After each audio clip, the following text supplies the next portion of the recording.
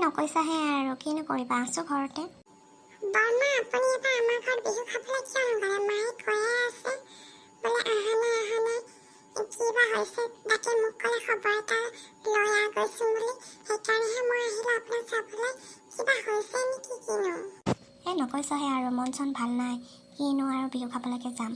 আগৰ নিচিনা হ'লে গ'লো হয় আৰু, জানই নহয় ঘৰৰ কথাবোৰ।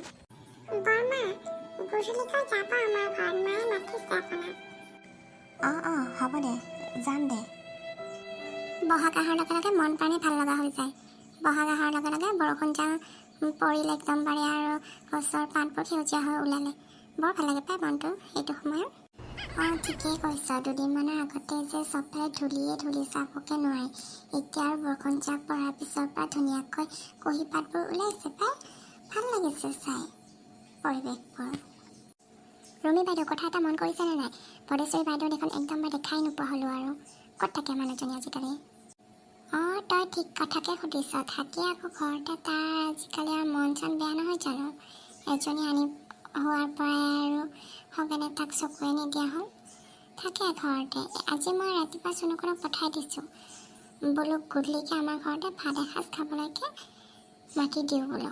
মাতি আহিছে, আহে নে নাহে ক'ব নোৱাৰোঁ আৰু, আগতে আৰু বিহু চিহু হ'লে আমাক খাবলৈকে মাতি নহয়, বেয়াও লাগে, সেই মাতি দিছোঁ আৰু আমাৰ ঘৰতে খাকি বোলো।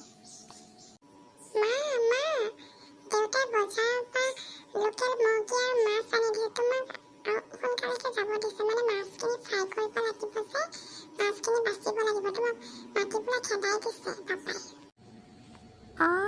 হয় নেকি? আহি পালে নেকি? বল গৈ আছোঁ বল।